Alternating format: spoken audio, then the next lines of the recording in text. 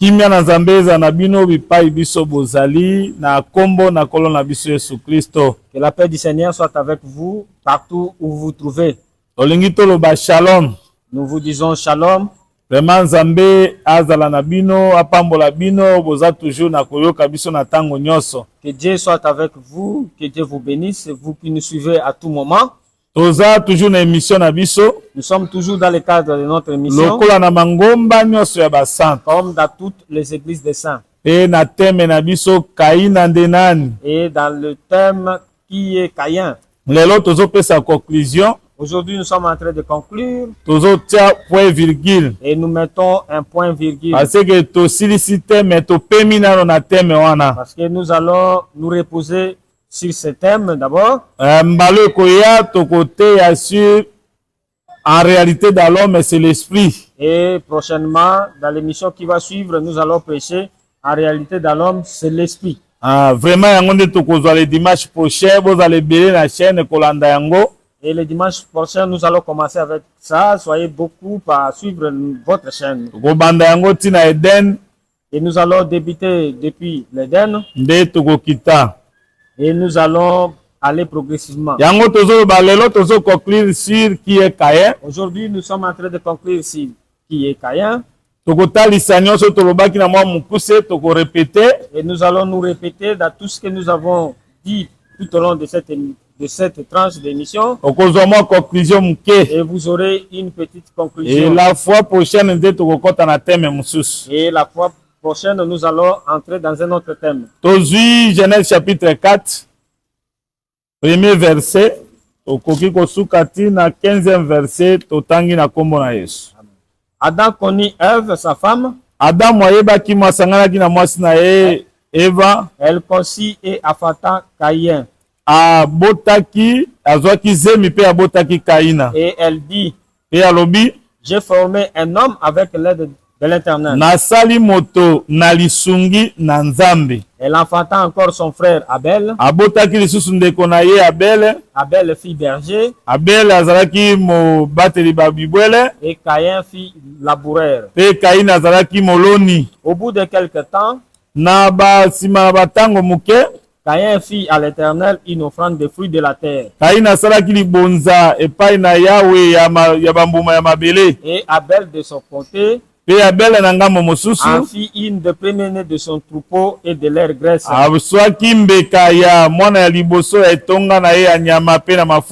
L'Éternel porta un regard favorable sur Abel et sur son offrande. Mais il ne porta pas un regard favorable sur Caïn et sur son offrande. Caïn fit très irrité et son visage fut abattu. Et l'Éternel dit à Caïn, pourquoi es-tu irrité? Et pourquoi ton visage est-il abattu? Certainement si tu agis bien, tu relèveras ton visage. Et si tu agis mal, le péché se couche à la porte et ses désirs se portent vers toi. Mais toi, domine sur lui. Cependant, Caïn adressa la parole à son frère Abel. Comme ils étaient dans les champs, Caïn se jeta sur son frère. Son frère Abel et les tua. L'Éternel dit à Caïn, Yahweh alobaki na Kaina, où est ton frère Abel? Abel. Il répondit, je ne sais pas. Suis-je le gardien de mon frère? Et Dieu dit, qu'as-tu fait? La voix du sang de ton frère crie de la terre jusqu'à moi. Maintenant, Kasi sasa ipi. Qui sera maudit de la terre. Yoko lakela mamabe na mabele. Qui a ouvert sa bouche pour recevoir de ta main. Oye fungoli monoko na yango pona kozona loboko na yo. Le sang de ton frère. Makila na ndeko na yo. Quand il cultivera le sol. Tango yo kolo na mabele. Il ne te donnera plus sa richesse. Deko pesa yo lisusu bozuite. Tu seras errant et vagabond sur la terre. Okozala ya solo moyengi likolo na mabele. Caïn dit à l'Éternel. Kaina lobi na yao. Mon châtiment est trop grand. Ya solo etumbu na ngai eza monene. Pour être supporté. Po ete nakoka yango. Voici. Tala. Qui me chasse aujourd'hui de cette terre. Bali kobengana ngai na mabele oyo. Je serai caché loin de ta face. Nako kende mosika na elongi na yo.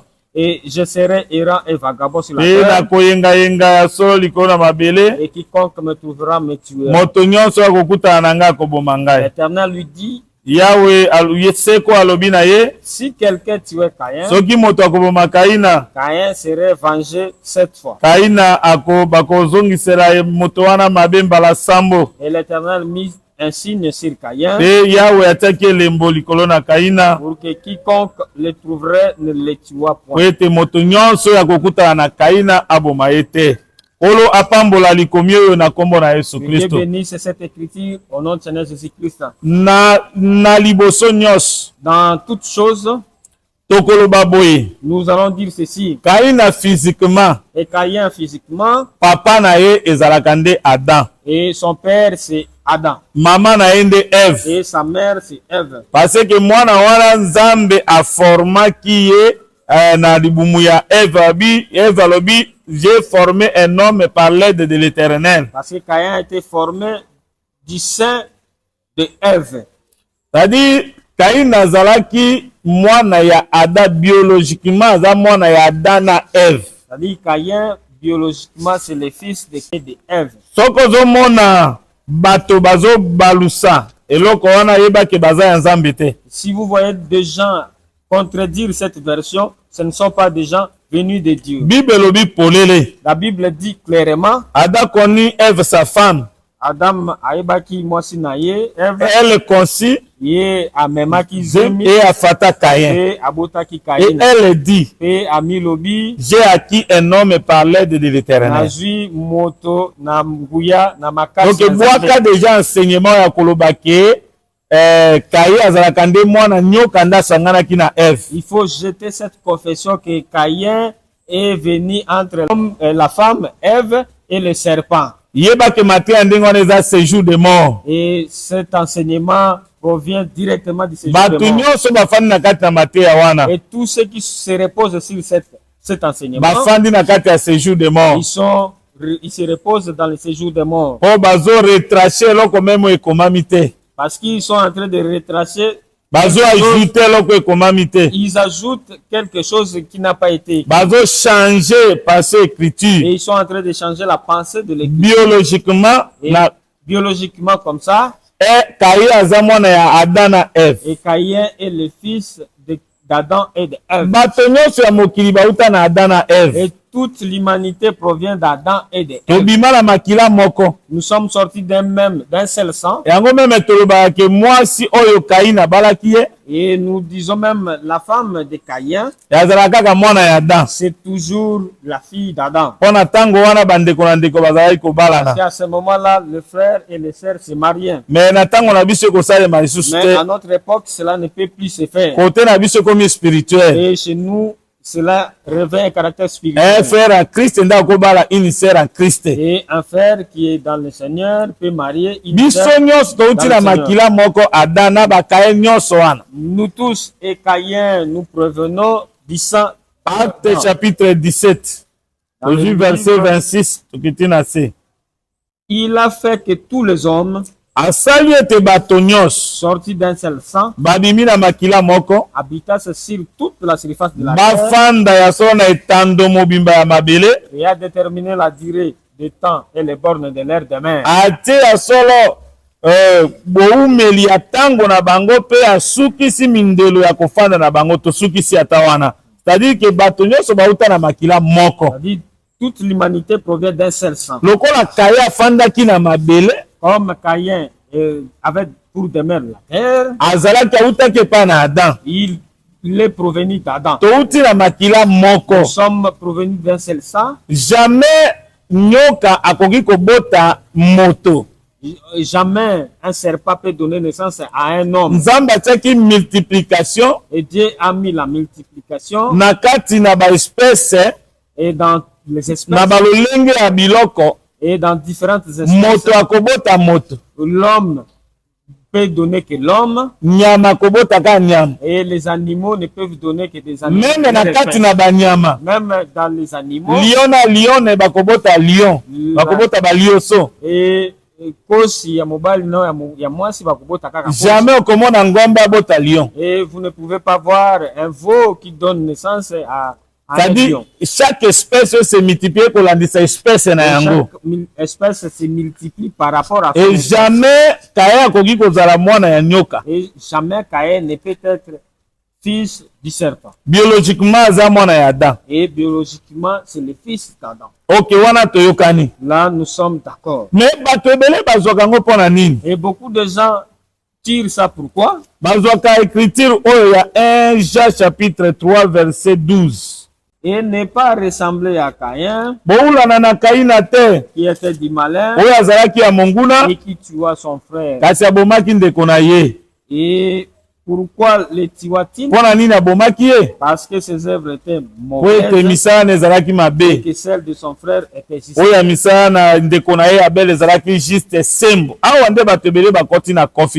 C'est ici que beaucoup de gens sont dans la confusion.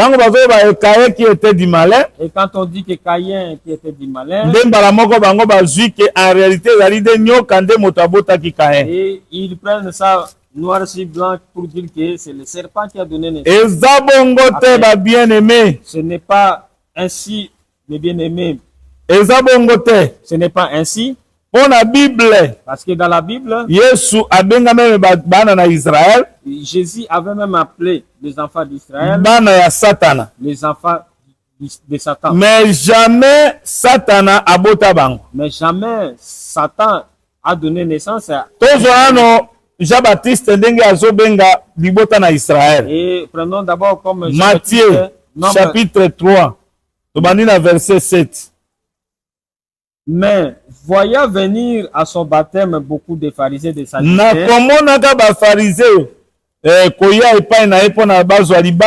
il leur dit, race de vipères,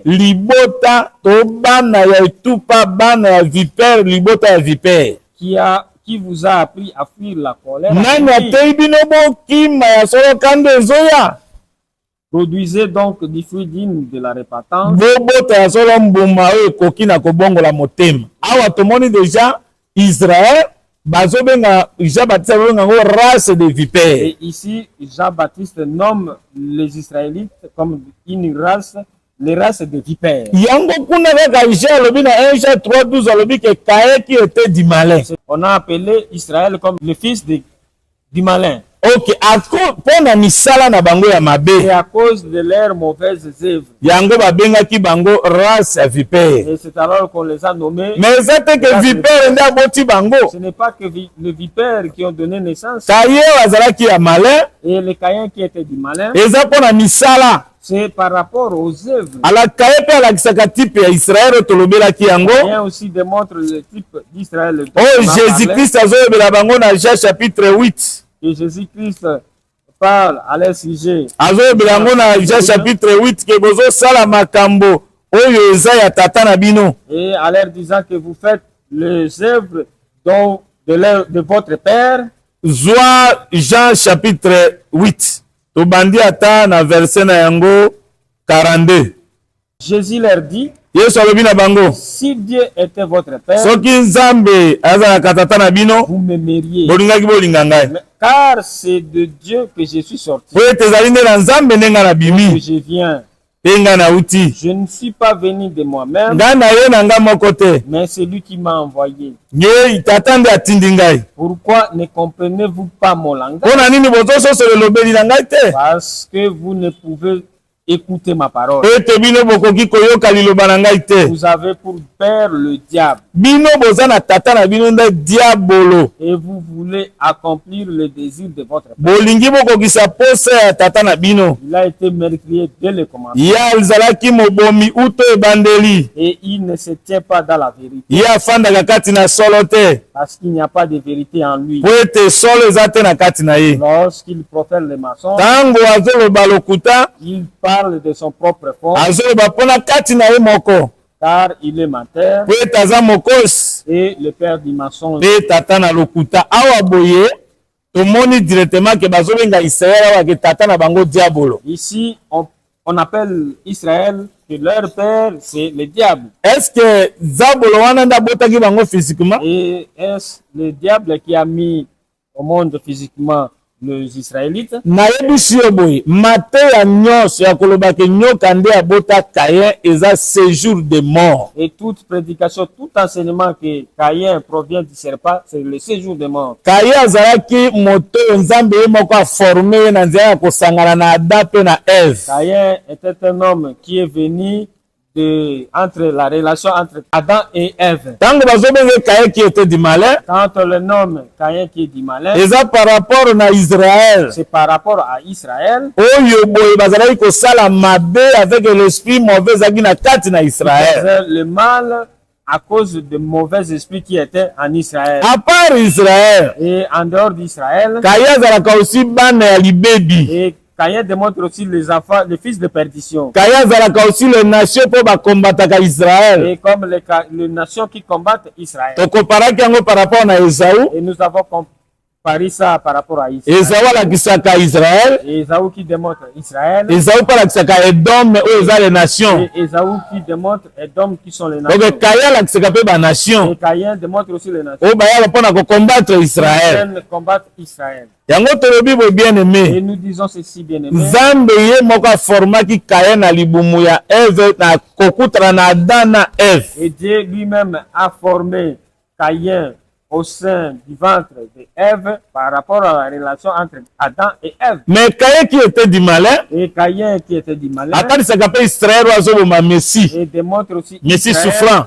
qui tue le Messie souffrant. Yango mpe etanisaka aussi les nations baoselike mpona kokombattre Israël. Cela démontre aussi les nations qui se liguent pour combattre Et les Israël. faux frères aussi tobengaka bango mpe Et bakayen. les faux frères démontrent aussi Caïn. Yango tolobi boye Et c'est alors que nous disons ici, tozokita toujours nous descendons. nzambe asepelaki na offrande ya Caïn te, Dieu n'a pas agréé l'offrande de Caïn. aboyaki mpe Caïn. Et il n'a pas porté un regard favorable sur Pourquoi Caïn. aboyaki Et yango? pourquoi il a Parce refusé? que misala na ezalaki mabe. Parce que ses œuvres étaient mauvaises. Oh, Caïn comme type ya Israël, Comme Caïn comme le type d'Israël. baofrande bamemaki Et les offrandes qu'ils ont apportées, ezalaki na ntango ya mobeko, c'était au temps de la loi. banyama nyonso ememaki, Et tous les animaux qui basacrifice nyonso et basalaki, les sacrifices qu'ils ont nzambe fait, agreyaki yango Dieu te. n'avait pas agréé. Parce que nzambe asepelaki nao na bango te. Parce que Dieu ne les avait pas agréés. Parce que bango nyonso bazalaki na se ya lisumu ya Adam. Parce qu'ils étaient dans le péché d'Adam. Baofrande nyonso bazomema, Et toutes les offrandes qu'ils nzambe azosepela na yango te. Dieu ne les agréait pas. Bango moko nano asepelaki na bango te, Dieu n'a même pas porté un regard parce que favorable bazalaki na péché. parce qu'ils étaient sous la domination. Lisusu asepelaki mpe na offrande te, Et il n'a même pas agréé leurs parce offrandes. que nzambe azalaki kozela offrande ya kitoko Parce que Dieu attendait une belle offrande. oyo ezali ye moko le Seigneur Et Jésus-Christ. qui est la personne du Seigneur Jésus-Christ. Jésus-Christ ye moko aza saint, Jésus-Christ lui-même est saint. offrande ne mpe eza sainte, Et son offrande de même. eza mpe mosantu. Et son offrande aussi est sainte. Nde eloko nzambe akoagreye C'est yango. ce que Dieu a agréé. Offrande ya Jésus L'offrande de Jésus, eza corps nzoto na ye moko. c'est son corps. Yango azalaka agneau moko sa Et tâche, c'est alors qu'il est l'agneau, sa tâche, sa défaut. sans défaut. Nde nzambe asepelaki. C'est ça l'offrande que Dieu a agréée. Kaye nzambe azoboya libonza na ye Cahier dont Dieu refuse. ezali na Hébreu chapitre 10 Et ça se trouve dans Hébreu, obandi na deuxième version kiti na se du deuxième verset en descendant. alobi tina vulini sacrifice ni holocauste Yo lingaki mbekate, mpe maboma te maboma te, kasi osali ngai nzoto. mais tu m'as formé un corps. Wana kaye pe atalisaka type ya Israël. Là, Caïn démontre aussi le type d'Israël. Et on n'a pas dit parce qu'il a donné les fruits de la terre. Oh non, parce que Abel a pris l'animal qui est du sang. Et ça soit le fruit de la terre. Et accepte. Et il demande aussi les prémices. Dieu accepte aussi que le blé vienne. De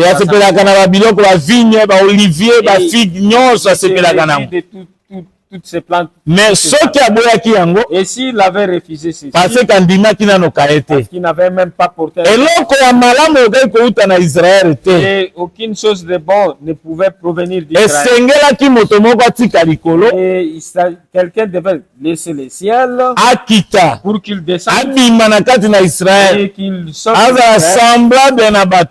soit semblable aux autres. Et c'est lui-là qui est l'offrande. Et Dieu a agréé. Et celui qui apporte l'offrande, c'est lui-même. Jean chapitre 10. Pour démontrer verset 17. aux gens que c'est lui-même. Chapitre 10, verset 17. Le Père même, parce que je donne ma vie, de la reprendre. Personne ne me l'ôte, mais je la donne de moi-même. J'ai le pouvoir de la donner, j'ai le pouvoir de la reprendre. Et l'ordre que j'ai reçu de mon Père.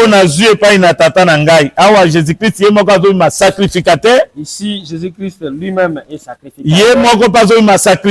Lui-même sacrifice. Lui-même donne son corps. Et lui-même comme le souverain sacrificateur qui n'avait pas. Alors que Dieu a agréé son enfant.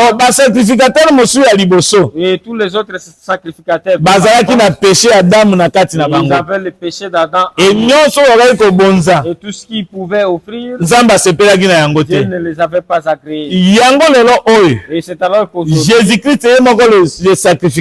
Jésus-Christ lui-même le sacrificateur, il a apporté son corps. C'est alors que Dieu a agréé pour que nous ayons la paix aujourd'hui. Mais le véritable Abel, c'est le Seigneur Jésus. Et vous verrez que Dieu vengera le sang par rapport à Abel, et comme on a versé le sang d'Abel jusqu'à Matthieu chapitre 23. Là nous sommes dans Matthieu 23. Verset 34, 35, 36, 37, 34 versets à descendant. Alors que Dieu cherchait la vengeance du sang.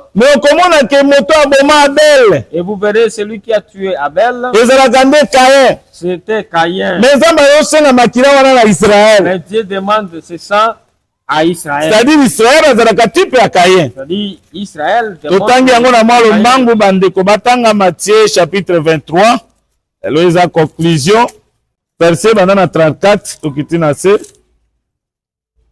C'est pourquoi, voici, je vous envoie des prophètes, des sages et des sages. Vous tuerez et crucifierez les uns. Vous battrez des verges les autres dans votre synagogue. Et vous les persécuterez de ville en ville.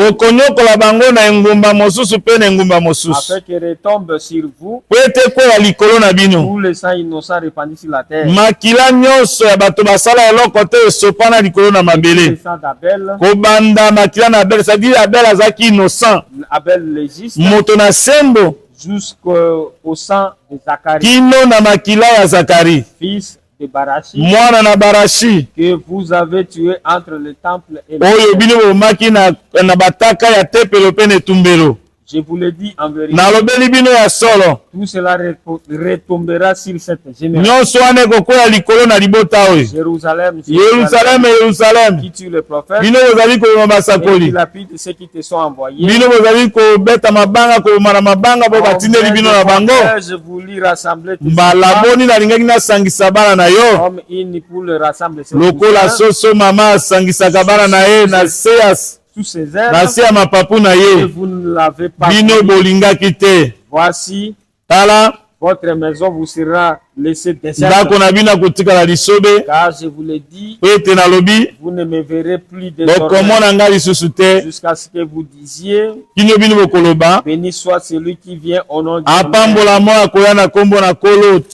Bien aimé tolobi boye.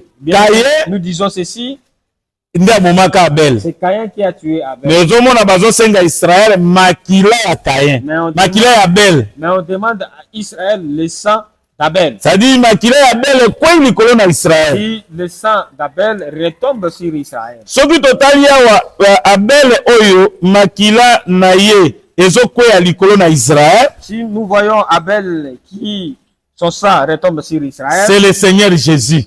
c'est lui, la personne du Seigneur Jésus-Christ. C'est-à-dire que awa komona ke Israël baboma Abel te. Et vous verrez que Israël n'avait pas tué Abel. Mais makila Mais le sang oyo ya Abel d'Abel ekwei likolo na Israël. tombe sur Israël. C'est-à-dire Kayen azalaka type ya Israël. Caïn est le type d'Israël. Israël ndako basakoli. Et c'est Israël qui tue le prophète Kino akoya koboma le Seigneur Jésus-Christ. jusqu'à porter à tuer le Seigneur Jésus, Na koloma kolo na biso Yesu Christ. à tuer notre Seigneur. Yango komona ke Nzambe alobi akotika bango. Alors que Dieu dit, il le laissera. Ndako na bango kotika la Leur lisobe. maison sera laissée déserte. En d'autres termes bakomona liso elongi na Nzambe te. Et en d'autres termes, ils ne verront plus la face. Nzambe akolongola bango na mabele ya bonzambe. Dieu les a lèvera de la terre Atindi bango bakende koyenga-yenga et ils partiront en errance na mabele ya mopaya. et dans une terre. Yango koloba na Kaye boye. C'est alors qu'il dit, Kaye lokolo bomi ndeko na yo. tu as tué ton frère, Yeba boye. sache-le, Okozala era et vagabond sur la et terre. toi tu seras errant et vagabond sur la terre. Mais Kaye lobi ke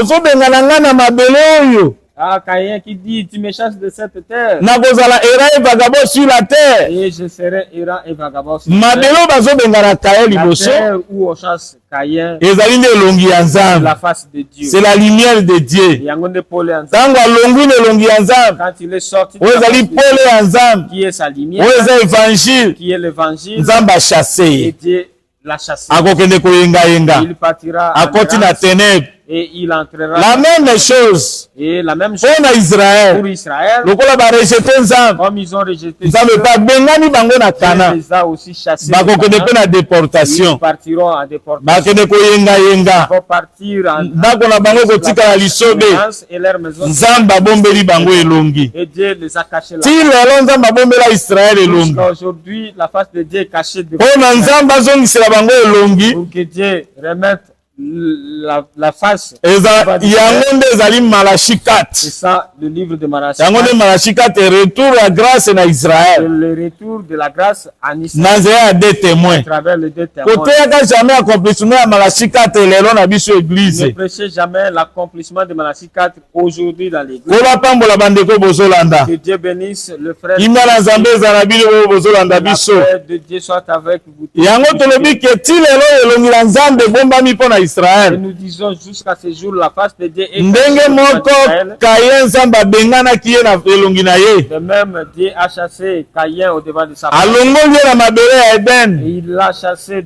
de la terre d'Éden. Mabele ya Eden azoloba elongi ya Nzambe. Et la terre d'Éden, c'est la face de Dieu. Abengani ye na mabele ya Eden. Et il l'a chassé de la Lokola mpe abenganaki Ada na mabele ya Eden. de même qu'il a chassé Adam de la Alongoli Kaye elongi na ye. il a enlevé Caïn au devant de sa face. Kaye ake Et koyengayenga. Caïn est parti en Europe. Ndenge moko mpe bachasse Israele na mabele ya De Kana. même, on a chassé Israël de la terre de Canaan Nde akei na errance. alors qu'il est parti. Donc en Iran. Kaye azalaka type ya Israele Caïn qui est le type oyo aza na lelo na ta ya errance. qui est dans les races. Alors bien aimé makambo ebele ezali Et nous avons beaucoup. Soko lingezo alanda ba depuis to bandaki ko banda première partie tina ba 11e okozo makambo ebele to solo baki yango. Si vous voulez avoir beaucoup plus d'éclaircissement, suivez les parties précédentes où nous avons beaucoup parlé. Donc to baki pe pona signe. Et nous avons aussi parlé du signe. Signe ya kaye pona kotalisa kazaka Israël promesse eza epana ye. Et le signe de Caïn pour démontrer que Tozu Exode chapitre 3. Prenons le livre d'Exode. Tozu directement verset na yango 11 à 12. Moïse dit à Dieu, Moïse alobi na Nzambe, qui suis-je pour aller vers Pharaon Nazambe nani pona kende pa na Falo pour faire sortir d'Égypte des enfants pona d'Israël? kobimisa na Egypte to bana na Israël. Dieu dit, Nzambe alobi, je serai avec toi nakozala na yo. et ceci sera pour toi le signe Yango ekozala elembo que c'est moi qui t'envoie. ngai nde nazotinda yo. Car tu auras fait sortir d'Égypte. Ntango kobimisa na Egypte libota, Vous servirez Dieu sur cette montagne. bokosalela Nzambe na ngomba. C'est-à-dire promesse ya Nzambe mpe ezalaka signe. C'est-à-dire la promesse de Dieu, c'est aussi un signe. Yango tolobaka ke Nzambe kotia signe na kati ya Kain. Et nous disons que Dieu mettre un signe sur Pete Caïn. signe wana eza ke moto okutana Kain abomaka ye te. Et ce signe, c'est que la personne qui retrouvera Caïn ne puisse pas le. C'est-à-dire na kati na Kain ya l'immortalité. Et dans Caïn, il y a l'immortalité. Yango tobengaka ke Kain azalaka mwana ya Nzambe. C'est alors qu'on dit que Caïn, c'est un. Signe ezalaka par rapport na promesse. Et il y a le signe qui démontre la promesse. À part signe ya promesse, À part le signe. Tozu la promesse, Deutéronome 6 verset 8. tu le lieras comme un signe sur tes mains. Awa balobi okozwa lilakisi. Okokanga yango lokola elembo na loboko na yo. Et ils seront comme des photos entre tes yeux. Tozwi kaka okozwa lilakisi okokanga yango lokola elembo. C'est-à-dire liteya mpe ezalaka elembo. C'est-à-dire, l'enseignement, c'est aussi un signe. Atako Kain akendeki, Même si Caïn était parti, mais aza moto azwaki mateya ya Nzambe. mais c'était quelqu'un qui a reçu l'enseignement. Un jour Nzambe akozongelaka ye. Et un jour, Dieu reviendra sur lui. Bana ya Nzambe mpe bazalaka basigne. Et les enfants de Dieu sont aussi des signes. Soki tozwi yango na Exode, Esaïe chapitre na yango 8 verset 18. Voici, Tala ngai, moi et les enfants que l'Éternel nous ngai mpe donne, bana oyo Nzambe apesi ngai, nous sommes des signes toza bilembo et des présages en mpe Israël. bilembo mpo na Israele. C'est-à-dire Kain azalaki mwana ya Nzambe à cause ya signe oyo Nzambe atiaki na kati na ye. Caïn était un fils de Dieu à cause du signe qu'il avait mis. Mpo moto azala reconnue azalaka mwana ya Nzambe, Pour que quelqu'un soit reconnu, ezalaka mpe na signe. il y a aussi un signe. Job chapitre 37 verset 7. Atiaka mpe so elakisaka mpe signe. Il met un sceau sur la main de tous les hommes Atiaka elembo na loboko ya bato nyonso afin que tous se reconnaissent comme ses créatures. po ete bato nyonso batanisama ete baza bikelamu na ye. Donc Kain azalaka type ya Israël Du Caïn est le type d'Israël. oyo signe ezali. Où les signes, il y a Un jour Nzambe akozongelaka ye. et un jour Dieu lui reviendra. Yango meme Israël lelo akoti na kati na errance, C'est-à-dire, c'est de même Israël aujourd'hui en errance Nzambe akozongelaka et bango. Dieu lui reviendra. Kain aza mpe type ya Israël. Caïn aussi est le type Parce d'Israël. que Nzambe alobi ke soki Kain moto akoboma ye, Kain akose venger 7 fois. Et Dieu dit, si quelqu'un tua Caïn, Caïn sera vengé 7 fois. Or Kain kose venger 7 fois. Or Caïn s'est vengé 7 fois. Tolobaki na bino ke soki monguna Nous vous avons dit, Israël attaqué monguna, si Israël attaque l'ennemi, abimelaki monguna na nzela moko, il apparaît vers l'ennemi par un chemin banguna bakopanzana na nzela et sambo. les ennemis vont se disperser en cette chemin. Awa toza na Deutéronome 28 Ici, dans le livre de Deutéronome, okozwa verset 7. le verset 7, Israël soki abimeli monguna na ntango aza na obéissance à la parole de Dieu, Israël, dans l'obéissance de Dieu, quand il apparaît devant l'ennemi, akobeta monguna, il frappera l'ennemi monguna akopanzana na nzela et sambo. l'ennemi va se disperser. en cette Nzoka nde chemin. tomoni Alors nous avons Israël ntango aza obéissant na liloba ya Nzambe, Israël est obéissant à la parole de Dieu, akotaki na mabele ya Kana, est entré dans la terre de Canaan alongaki 7 nations. et il a vaincu cette nation. Mpona kozwa yango Acte chapitre na yango 13 verset 19.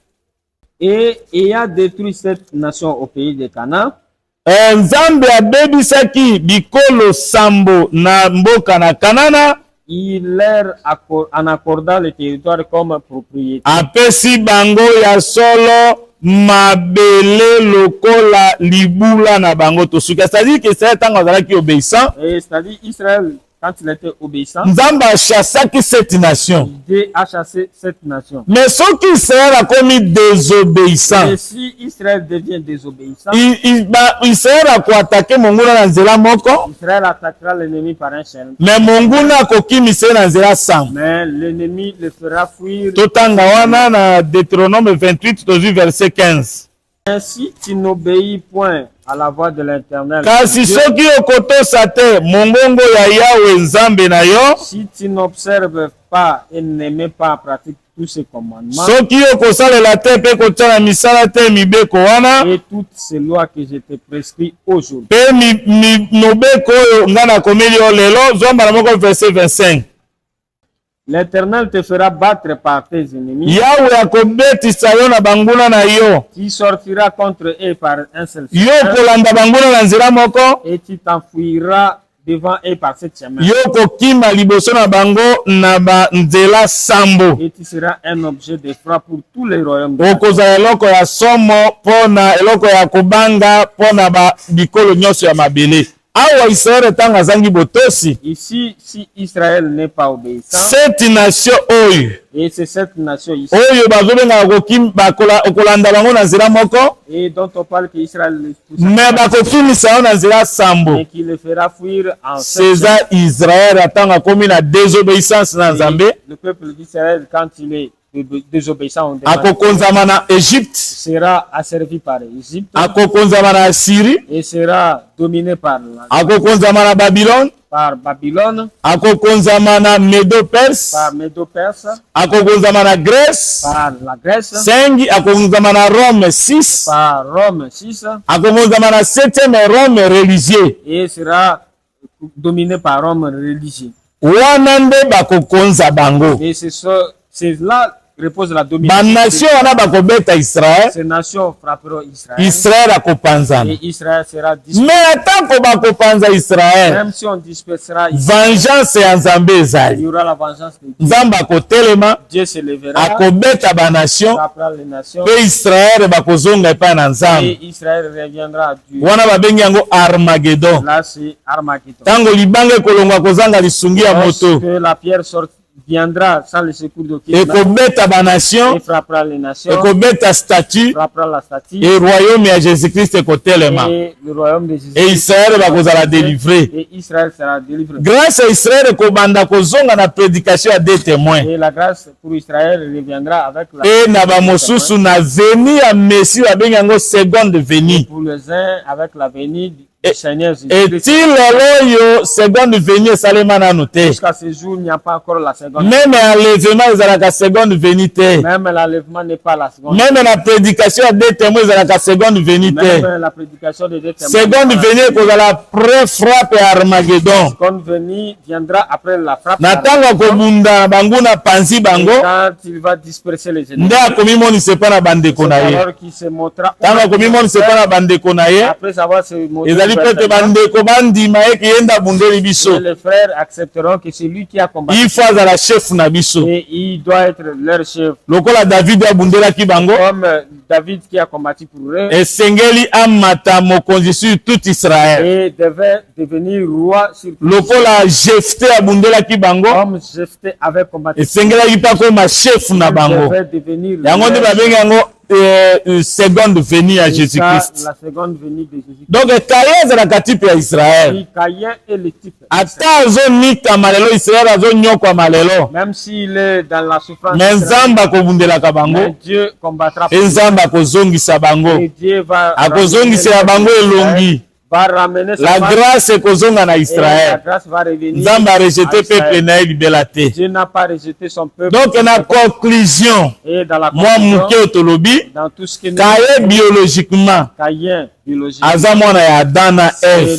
le fils d'Adam et de Même na révélation, mais dans la révélation, Kaye abimaka pe Israël. Caïn c'est aussi Et na Israël. prophétie, Et dans la c'est Israël oyo azoboma, azobeta Israël, azoboma Messi. Et c'est Israël qui tue le Messie. On a par rapport à la révélation. Là, c'est par rapport à par rapport à la prophétie. Par rapport ce sont des nations. Oyo bazo panza Israël. Disperse soki ozobeta Israël. Quand vous frappez ozotia nde mosapi na biso ya Nzambe. mettez votre doigt à mais yeba que vengeance ezali. Sachez qu'il y aura la vengeance. Banation bakopanza Israël. Les nations qui vont disperser après l'enlèvement. ezalaka pe type ya Caïn. C'est le type de Caïn. Caïn pe alakisaka Babylone. Caïn démontre aussi comme Esaü pe alakisaka Babylone. oyo eza Edom. Qui est Edom. donc teya Caïn na mobimba. Il faut prêcher azalaka Israël te. Ce n'est pas azalaka pe banation. c'est aussi les oyo baboma bapanzaka Israël. qui avaient dispersé même mpona koboma le Messie. même pour tuer le Messie. il faut banation basangana na Israël.